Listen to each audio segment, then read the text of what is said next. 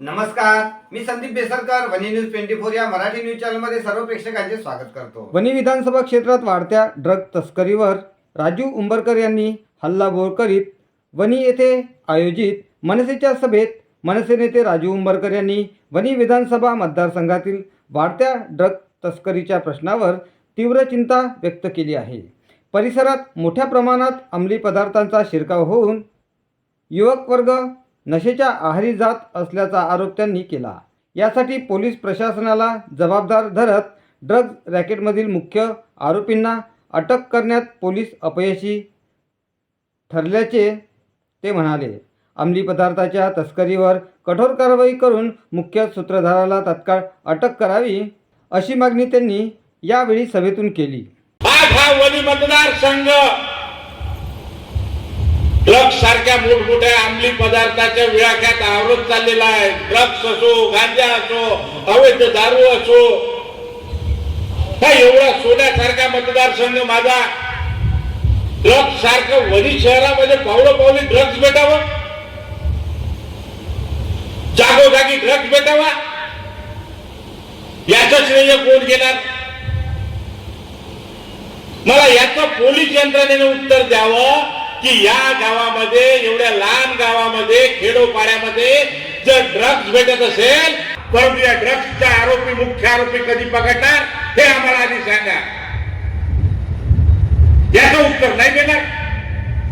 वनी येथील शेतकरी मंदिराच्या लॉनमध्ये आयोजित सभेमध्ये महाराष्ट्र नवनिर्माण सेनेच्या वतीने आयोजित सभेत मनसेचे नेते राजू उंबरकर यांनी कामगारांच्या प्रश्नावरून कामगार आयुक्तांवर जोरदार टीका केली. RCCPL सिमेंट कंपनीतील कामगारांच्या समस्येकडे दुर्लक्ष होत असल्याचा आरोप करत त्यांनी कामगार आयुक्तांच्या भूमिकेवर प्रश्नचिन्ह उपस्थित केले.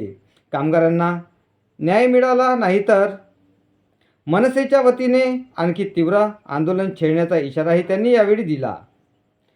सभेला मोठ्या संख्येने मनसे पदाधिकारी, कार्यकर्ते व महिला उपस्थित होते.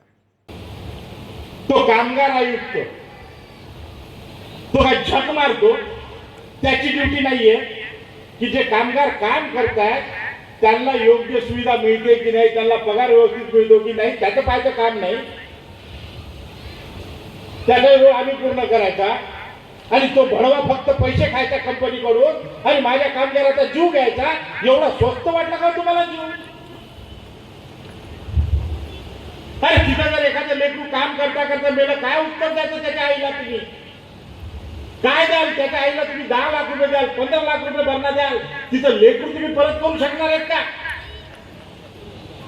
अरे तुमची माणुसकी गेली कुठं? मला हे तर सांगा, या मतदारसंघातल्या नेत्यांची माणुसकी गेली कुठं? आणि जो काम करतो त्याच्यावर तुम्ही गलिच्छ आरोप लावता. तुम्ही एसी मधून घराच्या बाहेर निघत नाही, कारण बाहेर 46 डिग्री सेल्सिअस ऊन आहे. तुम्ही उन्हात निघले तुम्हाला हागवण लागल, तुम्हाला उलट्या होतील, तुम्हाला ताप येईल. मग माझ्या सर्वसामान्य व्यक्तींनी ज्याच्या गावात 3-3 दिवस लाईन नाही राहत, त्याचे लेकरं कसे उन्हात टिनाच्या घरात राहायचे, मला याचं उत्तर द्या. वनी येथील RCCPL सिमेंट कंपनीतील कामगारांच्या प्रश्नावरून महाराष्ट्र नवनिर्माण सेनेचे नेते राजू उंबरकर, फाल्गुन गोहकार आणि चंद्रकांत गावंडे यांच्यावर दाखल करण्यात आलेले गुन्हे खोटे असून ते तात्काळ मागे घ्यावेत. या मागणीसाठी मनसेच्या वतीने आज धडक मोर्चा आयोजित करण्यात आला होता. तत्पूर्वी शेतकरी लॉन येथे भव्य सभा घेण्यात आली. या सभेत मनसे नेते राजू उंबरकर यांनी उपस्थित मनसैनिकांना मार्गदर्शन करत RCCPL कंपनीत झालेल्या प्रकाराबाबत माहिती दिली. त्याची संपूर्ण व्हिडिओ कॉपी माझ्याजवळ आहे बरं. आणि त्या कंपनीतही ते RCPL कंपनी आहे, इथं सिमेंट उद्योग समूह आहे बिर्लाचा. तिथं आपली महाराष्ट्र नवनिर्माण सेनेची कामगार युनियन आहे, ॲथो राईट. ज्या कामगारांचा मला फोन आला की दादा आमच्या अनेकशा अडचणी आहेत, इथं कोणी लक्ष देत नाही, तुम्ही येऊन बोलले तर त्वरित सोडवल्या जातील. आणि माझे पोरं अडचणीत, माझे कामगार अडचणीत, आणि मी एसीत कसा काय बसू शकतो? त्यांचा फोन आला. त्यांचा फोन आल्यावर माझ्या ऑफिसमधून त्या कंपनीत फोन गेला की आम्ही तुमच्या भेटीसाठी येतोय. त्यांनी सांगितलं "हो, या, आम्ही आहेत ऑफिसमध्ये, आम्ही तुमची वाट पाहतो." आम्ही त्यांच्या ऑफिसमध्ये ज्यावेळेस गेटमध्ये गेलो त्यावेळेस त्यांची सिक्युरिटीची गाडी माझी वाट पाहत होती. मी गेल्याबरोबर ते सिक्युरिटी सगळे त्या गाडीत बसले आणि मला त्यांनी त्यांच्या गेस्ट हाऊस पर्यंत नेलं. तिथं मी उतरायच्या अगोदर माझा दरवाजा त्यांनी खोलला. मी उतरलो. मी उतरल्यानंतर मला पुष्पगुच्छ देऊन माझं स्वागत केलं. मला सांगितलं की तुम्ही आमच्या कंपनीत आले, धन्यवाद दादा, आपण आतमध्ये बसून चर्चा करू. ते सर्व अधिकारी आम्ही गेस्ट हाऊसच्या रूममध्ये गेलो. तिथे गेल्यानंतर लगेच थाटामाटात नाश्ता लागला, चहा आला, मग चर्चा झाली. मी त्यांना सर्व कर्मचाऱ्याचे, तिथं असणाऱ्या लेबरचे, आपल्या विभागातले माझी मराठी पोरं, त्यांच्या होणाऱ्या अडचणी, त्यांच्या पगाराबद्दल सविस्तर चर्चा केली. आणि मग काही कामगार सुद्धा त्या कॅबिनमध्ये होते. 25-50 कामगार माझ्यासोबत त्या कॅबिनमध्ये होते. आणि त्याच्यातला एक कामगार म्हणाला की दादा, बाहेर काही कामगार तुम्हाला भेटायला आलेले. मी त्या अधिकाऱ्यांना सांगितलं की तुम्ही बसा इथं, मी त्या कामगारांना भेटून येतो. ते अधिकारी म्हणाले नाही, आम्ही पण येतो. म्हणलं चला. त्या गेस्ट हाऊसच्या बाहेर जो पोर्च असतो तिथे गेल्यानंतर त्या कर्मचाऱ्यांनी, कामगारांनी मला सांगितलं की दादा, आम्ही पॅकिंग प्लांटमध्ये काम करतो आणि पॅकिंग प्लांट गरम सिमेंट येतं, ज्या आम्ही सिमेंटच्या थैल्या भरतो आणि ते पापणी मिटवायच्या अगोदर ती सिमेंटची थैली भरते आणि लगेच बाजूला करावं लागतं. आणि ते गरम सिमेंट कधी सांडतं आमच्या अंगावर, कधी काही होतं. आणि तिथं उष्णता खूप असते, जीव ल्याही होतो. तुम्ही विचार करा, बाहेर 46 डिग्री सेल्सिअस तापमान आणि त्या उकडणाऱ्या भट्टीमध्ये काम करणारे माझे मराठी कामगार डोकं नाही सरकणार का? त्यांना कुठलीही सुविधा नाही.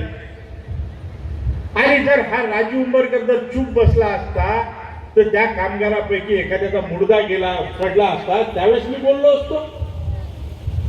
मी त्यांना मला साहेब हे चालणार नाही, या कामगारांना त्या गरमीत मी काम करू देणार नाही. जोपर्यंत तुम्ही यांची व्यवस्था करत नाही तोपर्यंत मी इथून हलणार नाही.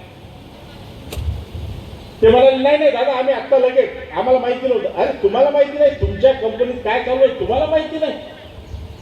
आणि त्यांनी लगेच कूलर वगैरे आणून लावले. पिण्याचं पाणी नव्हतं तिथं थंड, त्या पिण्याच्या पाण्याची मग तिथं सोय केली त्यांनी लगेच त्या दिवशी. मी गेल्यानंतर आणि केल्यानंतर माझ्यासमोर कूलर आले. मी त्यांना धन्यवाद बोललो. मला साहेब धन्यवाद, हे तुमचे पोरं, तुम्ही लक्ष घालायचं. त्यांनी माझ्यासोबत हात मिळवला. कुठलाही धिंगाणा नाही, कुठलीही तोडफोड नाही, कुठल्याही कारखान्यात गेलो नाही, चर्चा केली, परत आलो. 2 दिवसानंतर गुन्हे दाखल केले. ते गुन्हे कोणते होते की विना परवानगीचा राजू उंबरकर आतमध्ये आला.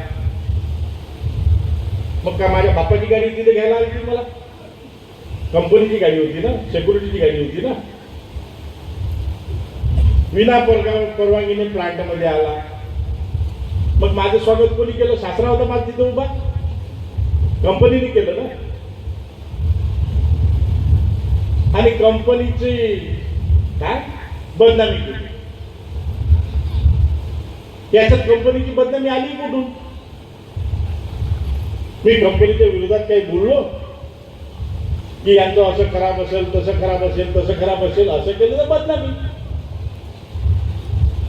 बरं, त्यांनी केले गुन्हे दाखल, रिपोर्ट केला, मला फोन आला.